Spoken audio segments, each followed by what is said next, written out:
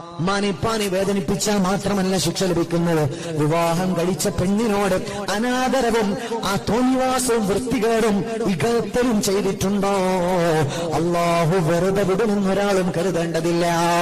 ചെയ്തു പോയിട്ടുണ്ടെങ്കിൽ എന്ന് കാല് പിടിച്ച് ചോദ ചെയ്തോ, അല്ലാഹുവിനോട് മാപ്പ് ചോദിച്ചോ, സ്വന്തം ഭാര്യയോട് എല്ലാം പറഞ്ഞിട്ട് ഒന്ന് സോറി പറഞ്ഞോ, ഒരൊന്ന് പൊരുത്തം വാങ്ങിക്കോ.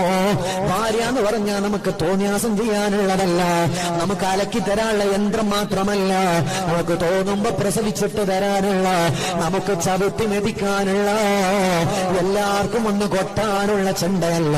അത് വേറൊരു വാപ്പയുടെ ഉമ്മയുടെ മോളാണ്. ഇടങ്ങേറാക്കിയ കുടുങ്ങോ വാപ്പ, വേദനിപ്പിച്ച ചോദിക്കുമല്ല, തമാശയാക്കിയാൽ അല്ലാഹു വെറുതെ വിടൂല. സ്വർണ്ണാഭരണത്തിന്റെ പേര് പറഞ്ഞിട്ട് അത് കുറഞ്ഞു പോയെന്ന് പറയല്ലേ വാപ്പ.